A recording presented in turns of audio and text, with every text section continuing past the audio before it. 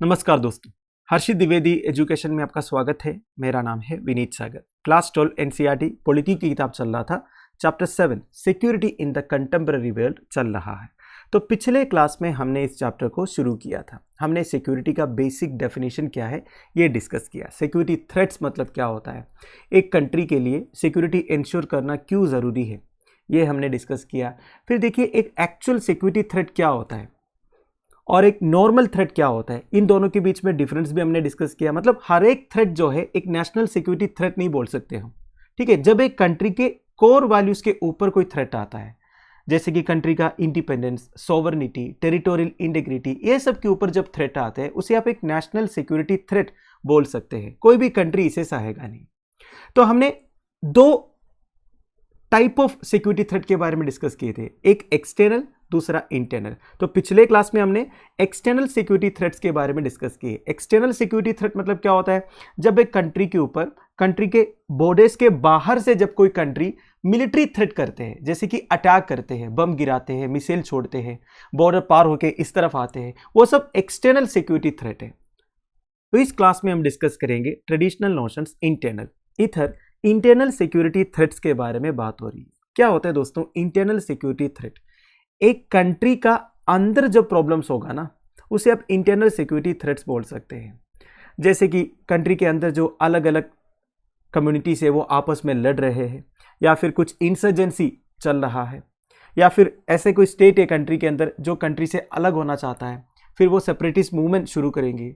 Basically जो civil wars वगैरह चलता है ना दोस्तों एक कंट्री के अंदर, उसे आप इंटरनल सिक्योरिटी थ्रेट्स बोल सकते हैं। फॉर एग्जाम्पल इंडिया का ही बात कर लेते हैं। इंडिया में भी इंटरनल सिक्योरिटी थ्रेट्स बहुत है, जैसे कि लेफ्ट विंग एक्सट्रीमिज्म हमारे देश में है।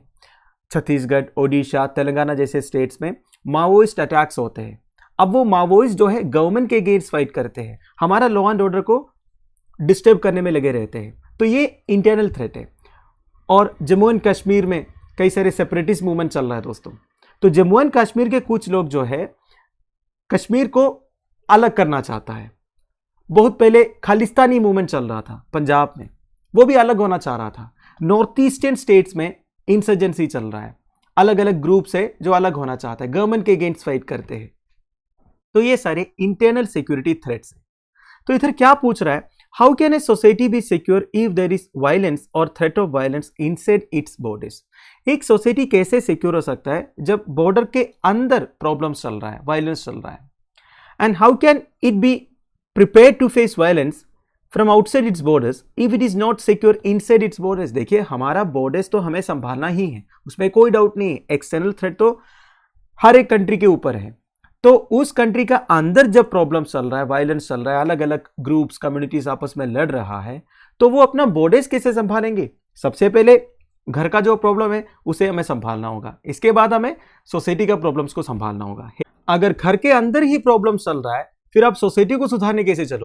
तो ट्रेडिशनल सिक्योरिटी कंसेप्शन में जिस तरह एक्सटर्नल सिक्योरिटी एक इंपॉर्टेंट नोशन है, उसी तरह इंटरनल सिक्योरिटी भी है।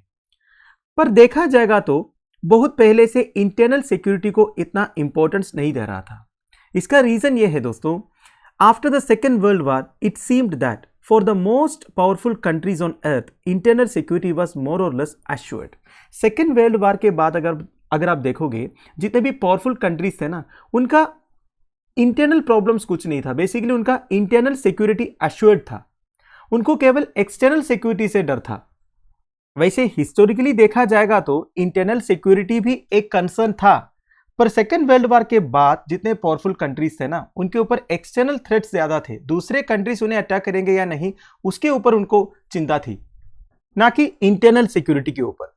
After 1945, the US and Soviet Union appeared to be united and could expect peace within their borders. देखिए 1945 के बाद में क्या हुआ, बेसिकली 1945 तक सेकेंड वर्ल्ड वॉर पूरा खत्म हो गया था। फिर ऐसा लग रहा था यूनाइटेड स्टेट्स ऑफ अमेरिका और सोवियत यूनियन दोस्त बन गया है, तो आपस में जितने भी प्रॉब्लम्स है वो सब सुलझा देंगे। And most of the European countries, particularly the powerful western European countries, faced no serious threats from groups और communities living within this borders. तो कोई सीरियस थ्रेट कंट्री का अंदर नहीं था, कोई भी government internal security threats face नहीं कर रहा था। इसका मतलब ये नहीं है कि बिल्कुल फेस नहीं कर रहा था, उधर भी थोड़ा बहुत प्रॉब्लम्स चल रहे थे, पर उसे इतना इंपॉर्टेंस नहीं दिया गया, क्योंकि ऑलरेडी एक्सटर्नल सिक्योरिटी को इंश्योर करने में वो लोग लगे हुए थे, ऊपर से एक्सटर्नल सिक्योरिटी बहुत था भी। तो इन कंट्रीज के ऊपर इतना एक्सटर्नल थ्रेट्स कहां था, ये बात तो आपको मालूम है दोस्तों, हमने प्रीवियस क्लासेस में यही डिस्कस किए थे, है कि नहीं। देखिए अब सबको पता है सेकेंड वर्ल्ड वॉर के बाद ऐसा लग रहा था अब तो पीस इंश्योर होगा, इंटरनेशनल रिलेशंस अच्छा होगा, पर हुआ क्या है, फिजिकली कोई वार तो शुरू नहीं हुआ, फिर भी कोल्ड वार शुरू हो गया। एक साइड में यूएसए, दूसरे साइड में यूएसएसआर, दोनों के बीच में राइवलरी शुरू हो गया। दोनों आपस में डर रहे थे कब कौन किसी को अटैक करेगा, ये किसी को मालूम नहीं था, इसलिए दोनों साइड तैयार हो रहे थे और दोनों साइड दुनिया में जितने और कंट्रीज है उनको अपने साइड लेने में बिजी थे।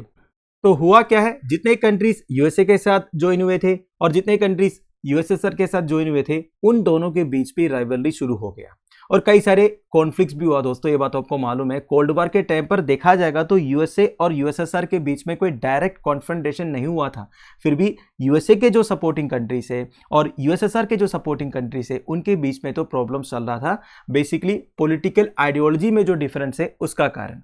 For example North Korea and South Korea के बीच में वार चल रहा था, नॉर्थ वियतनाम और साउथ वियतनाम के बीच में प्रॉब्लम चल रहा था। इसके अलावा some European powers continue to worry about violence in their colonies from colonised people who wanted independence. देखिए कोल्ड वॉर के टाइम पर बेसिकली 1945 के बाद अगर आप देखोगे यूरोपियन पावर्स धीरे धीरे करके अपने अपने कॉलोनी से वापस जा रहे थे, तो जितने मेजर यूरोपियन पावर्स थे ना उनको भी ये डर था, उन्होंने जिस कंट्री को कॉलोनी बना के रखा हुआ था उधर से वायलेंस होगा या नहीं। For example Vietnam French forces के अगेंस्ट फाइट किए थे 1950s में, केनियन पीपल ब्रिटिश के अगेंस्ट फाइट किए थे 1950s एंड अर्ली 1960। तो ये सारे कुछ एक्सटर्नल थ्रेट्स थे जो powerful countries of that time face कर रहे थे। 1940s के बाद अगर आप देखोगे धीरे धीरे करके एक एक कॉलोनी इंडिपेंडेंट होने लग गया। जैसे मैंने आपको पहले बोला 1940s के बाद जितने मेजर यूरोपियन पावर्स अपना कॉलोनीज बना के रखे हुए थे उधर से वापस जाने लग गया और वो कंट्रीज इंडिपेंडेंट होने लग गया। पर जैसे एक एक कंट्री इंडिपेंडेंट हुआ ना, उनका प्रॉब्लम फिर से शुरू होगा, उनके ऊपर भी सिक्योरिटी थ्रेट आने लग गया। मतलब देखिए जितने कंट्रीज 1940s से इंडिपेंडेंट होने लगे थे ना, वो कंट्री इंडिपेंडेंट होने के बाद या तो यूएसए के साथ ज्वाइन हो गया या फिर यूएसएसआर के साथ ज्वाइन हो गया। मतलब तब तक दूसरा कोई यूरोपियन पावर का कंट्रोल में था, जैसे वो इंडिपेंडेंट बन गया तो कोल्ड वार चल रहा था, तो वो भी कोल्ड वार का पार्ट बन गया था। मेजॉरिटी ऑफ कंट्रीज की बात कर रहा हूं, सारे कंट्रीज नहीं, कुछ कंट्रीज दोनों अलायंस ज्वाइन नहीं किए थे, ये भी आपको मालूम है। नॉन अलायंट मूवमेंट के बारे में हमने प्रीवियस क्लासेस में डिस्कस किए थे। So some of the newly independent countries like the European powers became members of the cold war alliances. They therefore had to worry about the Cold War becoming a hot war and dragging them into hostilities। क्या बताया जा रहा है, देखिए मैंने आपको बोला cold war के टाइम पर बहुत सारे कंट्रीज इंडिपेंडेंट हुए थे, इनमें से कुछ कंट्रीज ने क्या किया, इंडिपेंडेंट होने के साथ साथ यूएसए या यूएसएसआर के साथ ज्वाइन हुआ था अपनी अपनी पॉलिटिकल आइडियोलॉजी के बेसिस पर, ठीक है। जैसे कि north Korea and South Korea. अब नॉर्थ कोरिया यूएसएसआर के साथ ज्वाइन हुआ था, साउथ कोरिया यूएसए के साथ।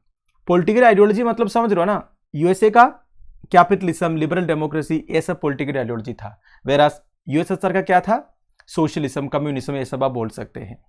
अब आप कोई ना कोई एक अलायंस में ज्वाइन करोगे तो ऑब्वियस सी बात है दूसरे अलायंस में जो कंट्री है उनसे तो थ्रेट होगा ना। अगर वो कंट्री आपका नेबरहुड में है तो और थ्रेट होगा। For example North Korea and South Korea. North Korea USSR वाला अलायंस ज्वाइन किया था, ठीक है, और साउथ कोरिया यूएसए। अब ये पॉलिटिकल आइडियोलॉजी डिफरेंस के कारण नॉर्थ कोरिया और साउथ कोरिया के बीच में प्रॉब्लम शुरू हो गया। उधर बेसिकली प्रॉक्सी वार चल रहा था, एक्चुअली वार चल रहा था यूएसए और यूएसएसआर के बीच में, पर ऑन ग्राउंड फाइट कौन कर रहे थे, नॉर्थ कोरिया और साउथ कोरिया। तो कुल मिला के सेकेंड वर्ल्ड वार के बाद जितने भी कॉन्फ्लिक्ट्स हुए, जितने वार हुए, उसमें से 1/3 के लिए रिस्पॉन्सिबल था cold war between the two super powers. Basically USA और यूएसएसआर के बीच में जो कोल्ड वार चल रहा था ना, वही रिस्पॉन्सिबल था सेकेंड वर्ल्ड वार के बाद दुनिया भर में 1/3 ऑफ द कॉन्फ्लिक्ट्स के लिए।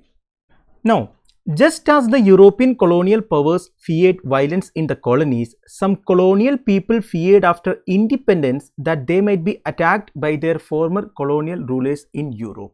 अब देखिए मैंने आपको पहले बोला यूरोपियन कॉलोनियल पावर्स को यह डर था कि उन्होंने जो कंट्रीज को कॉलोनीज बना के रखा हुआ है उधर से वायलेंस होगा करके। वो सेम प्रेशर इंडिपेंडेंस मिलने के बाद उन कंट्रीज के ऊपर भी आया। मतलब उनको ये डर था कि उनका जो फॉर्मर कॉलोनियल रूलर्स है उन्हें फिर से अटैक तो नहीं करेंगे। So they had to prepare therefore to defend themselves against an imperial war। तो बेसिकली इंडिपेंडेंस मिलने के बाद वो अपने आप को प्रिपेयर कर रहा था अगर कोई अटैक होगा उसे डिफेंड करने के लिए। तो अभी तक आपको क्या समझ में आया दोस्तों? बेसिकली इधर कॉन्टेक्स्ट एंड सिचुएशंस को समझा रहा है। सेकेंड वर्ल्ड वॉर के बाद क्या स्थिति थी। वैसे देखा जाएगा तो ये सारे जो पॉइंट्स हमने अभी डिस्कस किया है ये सब हमने प्रीवियस क्लासेस में डिस्कस किए हैं, बस रिपीटेशन है। आपको मैं वही बोल रहा हूं दोस्तों। देखिए सेकेंड वर्ल्ड वॉर के बाद जो सिचुएशंस थी वो कुछ इस तरह था कि दुनिया बाइपोलर हो चुका था। अलग अलग कंट्रीज यूएसए या यूएसएसआर के पीछे पड़े थे और अलग अलग कंट्रीज में आपस में कॉन्फ्लिक्ट चल रहा था। एक्चुअली देखा जाएगा तो यूएसए और यूएसएसआर के बीच में फाइट चल रहा था, पर on ground third world countries के बीच में फाइट चल रहा था, जैसे कि north and South Korea, north and south Vietnam, है कि नहीं। और अगर देखेंगे 1940 के बाद जब नए नए कंट्रीज इंडिपेंडेंट होना शुरू किया, इंडिपेंडेंस मिलने के बाद उनके ऊपर भी सिक्योरिटी चैलेंज था। उनको भी ये डर था कि उनका जो फॉर्मर कॉलोनियल पावर है उनके ऊपर अटैक ना कर दे, या फिर जो नेबरिंग कंट्री है उन्हें अटैक ना कर दे। तो बेसिकली सबके ऊपर सिक्योरिटी चैलेंजेस था, पर देखा जाएगा तो मेजर वेस्टर्न पावर्स के ऊपर जो सिक्योरिटी चैलेंज था ना वो एक्सटर्नल चैलेंज था, पर जो newly independent countries of Asia and Africa के ऊपर एक्सटर्नल चैलेंज भी था, इंटरनल चैलेंज भी था। अब वो दोनों क्या है मैं आपको बताता हूं। देखिए, the security challenges facing the newly independent countries of Asia and Africa were different from challenges in Europe in two ways. For one thing, the new countries faced the prospect of military conflict with neighbouring countries. For another, they had to worry about internal military conflict. अगर western powers की बात किया जाए उनके ऊपर external security challenge था, दूसरे countries उन्हें अटैक करे या ना करे इसके ऊपर चिंता थी। पर newly independent countries of Asia and Africa के सामने एक्चुअली दो चैलेंजेस थे। एक तो देखिए नेबरिंग कंट्री से कॉन्फ्लिक्ट ना हो जाए, जैसे कि इंडिया पाकिस्तान की बात करें, ठीक है, इंडिया और पाकिस्तान के बीच में अलग अलग प्रॉब्लम्स है, तो पाकिस्तान को यह डर रहता है कि इंडिया उन्हें अटैक ना कर दे, इंडिया को यह डर रहता है कि पाकिस्तान हमें अटैक ना कर दे। इसके अलावा newly independent countries of Asia and Africa के पास और एक सिक्योरिटी चैलेंज था, वो है इंटरनल। अब देखिए आपको पता ही है दोस्तों, जितने भी न्यूली इंडिपेंडेंट कंट्रीज, जिसे आप थर्ड वर्ल्ड कंट्रीज भी बोल सकते हैं, मेजॉरिटी ऑफ कंट्रीज में अलग अलग इंटरनल कॉन्फ्लिक्ट्स रहा है दोस्तों। जैसे कि अफ्रीकन कंट्रीज के बारे में बात करें तो उधर तो ठीक तरह से गवर्नमेंट एस्टैब्लिश हो ही नहीं पाया था, सिविल वार चल रहा था अलग अलग कम्युनिटीज के बीच में, अभी भी चल रहा है, ये बात आपको मालूम है। इंडिया की बात करें तो आपको मैंने पहले ही बताया, इंडिया में भी सेपरेटिस्ट मूवमेंट्स चला है, अलग अलग प्रॉब्लम्स चला है कि नहीं। So these countries faced threats not only from outside their borders, mostly from neighbours, but also from within. Many newly independent countries came to fear their neighbors even more than they feared the US or Soviet Union or the former colonial powers। तो मैंने आपको पहले बताया था newly independent countries को यह भी डर था कि जो पुराना कॉलोनियल पावर्स है उन्हें फिर से अटैक ना कर दे, फिर से उन्हें कॉलोनी ना बना दे। और कोल्ड वार के टाइम पर यह भी डर था यूएस या सोवियत यूनियन उन्हें अटैक ना कर दे, ठीक है। अब ये सबके अलावा और एक डर ये था नेबरिंग कंट्रीज उन्हें अटैक ना कर दे, ठीक है। So they quarrelled over borders and territories और control of people and populations और all of this simultaneous. So these countries faced threats not only from outside their borders, mostly from neighbours, but also from within. Many newly independent countries came to fear their neighbors even more than they feared the US or Soviet Union or the former colonial powers। तो मैंने आपको पहले बताया था newly independent countries को यह भी डर था कि जो पुराना कॉलोनियल पावर्स है उन्हें फिर से अटैक ना कर दे, फिर से उन्हें कॉलोनी ना बना दे। और कोल्ड वार के टाइम पर यह भी डर था यूएस या सोवियत यूनियन उन्हें अटैक ना कर दे, ठीक है। अब ये सबके अलावा और एक डर ये था नेबरिंग कंट्रीज उन्हें अटैक ना कर दे, ठीक है। So they quarrelled over borders and territories और control of people and populations और all of this simultaneous. So internally the new states worried about threats from separatist movements which wanted to form independent countries। अब इधर newly independent countries of Asia and Africa जो internal security challenges face कर रहा था ना, उसके बारे में बताया जा रहा है। उसमें सबसे इंपॉर्टेंट है सेपरेटिस्ट मूवमेंट्स जो चल रहा था। सेपरेटिस्ट मूवमेंट मतलब क्या होता है, वो लोग जो सेपरेट होना चाहता है, जो एक कंट्री से अलग होके नया कंट्री बनना चाहता है, ठीक है। जैसे कि अभी रशिया यूक्रेन वार चल रहा है, तो वो डोनबास रीजन जो है वो सेपरेटिस्ट बोल सकते हैं, वो यूक्रेन से अलग होना चाहता है। और वो डोनबास को कौन सपोर्ट कर रहा है? रशिया सपोर्ट कर रहा है। यही प्रॉब्लम होता है दोस्तों सेपरेटिस्ट मूवमेंट्स में। अब एक कंट्री, एक बहुत बड़ा कंट्री का एक पार्ट वो अलग होना चाहता है, ठीक है, अब वो छोटा रहेगा in comparison with that parent country, पर देखिए वो बड़ा कब होगा? वो सेपरेटिस्ट को सपोर्ट करने के लिए कोई नेबरिंग कंट्री पहुंचेगी। अब वो सेपरेटिस्ट को लेके नेबरिंग कंट्री और पेरेंट कंट्री के बीच में प्रॉब्लम्स होगा। जैसे कि मैंने आपको रशिया का एग्जांपल बता दिया, आई होप आपको समझ में आ गया होगा। देखिए डोनबास रीजन अगर यूक्रेन से अलग होना चाहता है तो यूक्रेन क्या बोलेंगे डोनबास रीजन को कि हम अलग होने नहीं देंगे, तो इसके ऊपर डोनबास रीजन कुछ कर नहीं पाएंगे। उनके पास क्या है? In comparison with Ukraine Donbas कुछ नहीं है। पर जब डोनबास रीजन को सपोर्ट करने के लिए रशिया पहुंचेंगे तब ये इश्यू रशिया और यूक्रेन के बीच में हो जाएगा। Same example goes with India and Pakistan also. अब कश्मीर में जो सेपरेटिस्ट है वो अलग होना चाहता है, अब उन्हें सपोर्ट करने के लिए कौन पहुंच रहा है? पाकिस्तान पहुंच रहा है, तब ये इश्यू इंडिया और पाकिस्तान के बीच में हो जाएगा, ठीक है। तो बेसिकली एक इंटरनल इश्यू किस तरह एक्सटर्नल इश्यू में बदल रहा है ये भी आप इधर देख सकते हैं, ठीक है। So sometimes the external and internal threats merged, यही मैंने आपको बताया दोस्तों, internal issue and external issue merge हो जाता है। ए नेबर माइट हेल्प और instigate an internal separatist movement leading to tensions between two neighbouring countries. वही मैंने अभी आपको बोला दोस्तों, डोनबास का एग्जाम्पल दिया, कश्मीर का भी एग्जाम्पल दिया, ठीक है। So internal wars now make up more than 95% of all armed conflicts fought anywhere in the world.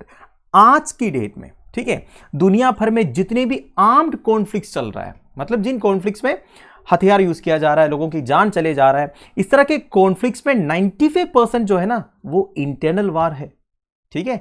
Internal वार ही है मेजोरिटी ऑफ कॉन्फ्लिक्ट जो चल रहा है आज की दुनिया में। पर कुछ जगहों में वो इंटरनल वार जो है वो एस्केलेट होके एक फुल फ्लेज्ड वार में भी रिजल्ट हुआ है। तो क्या बताया जा रहा है? Internal wars now make up more than 95% of all armed conflicts fought anywhere in the world. Between 1946 and 1991, there was a 12-fold rise in the number of civil wars, the greatest jump in 200 years. देखिए, मतलब देखिए second world war के बाद की बात किया जा रहा है। सेकेंड वर्ल्ड वार के बाद और 1991 तक बेसिकली कोल्ड वार का पीरियड है।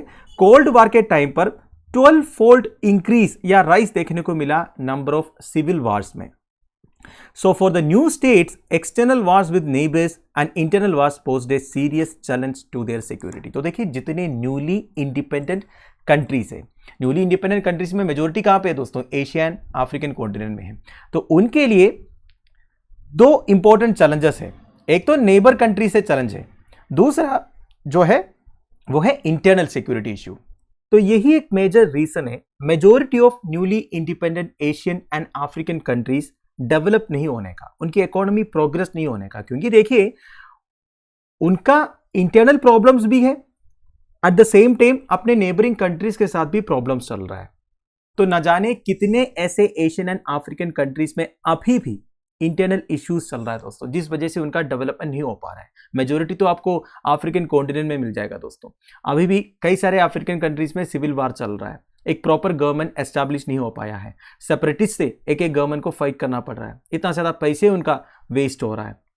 इसके अलावा नेबरिंग कंट्रीज का भी प्रॉब्लम्स उधर चलता है। एशियन कंट्रीज की बात करें तो चाइना से जितने भी नेबरिंग कंट्रीज है वो तो परेशान है। पाकिस्तान और इंडिया के बीच में जो प्रॉब्लम चल रहा है वो तो कभी सॉल्व नहीं होने वाला है। ये सबके अलावा एशियन एंड अफ्रीकन कंट्रीज में जितने भी इश्यूज चल रहा है आज की डेट में, उसमें वेस्टर्न कंट्रीज का एक अनड्यू इन्फ्लुएंस भी है। ये बात आपको मालूम है दोस्तों।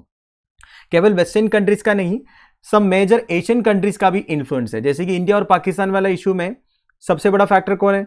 चाइना है। अब चाइना पाकिस्तान को खुला खुला सपोर्ट करते हैं। वेरास अफ्रीकन कंट्रीज में जितने भी इश्यूज चल रहा है, अब कुछ कंट्रीज को यूरोपियन कंट्री सपोर्ट करते हैं, कुछ कंट्रीज को यूएसए सपोर्ट कर रहा है। तो आज भी अगर आप देखोगे एक तरह का नियो कोल्ड वार चल भी रहा है। तो आई होप आपको समझ में आ गया। अभी के लिए इस वीडियो को मैं फिनिश कर रहा हूं। अगले क्लास में हम ट्रेडिशनल सिक्योरिटी एंड कोऑपरेशन के बारे में डिस्कस करेंगे। Till then bye bye, have a nice day.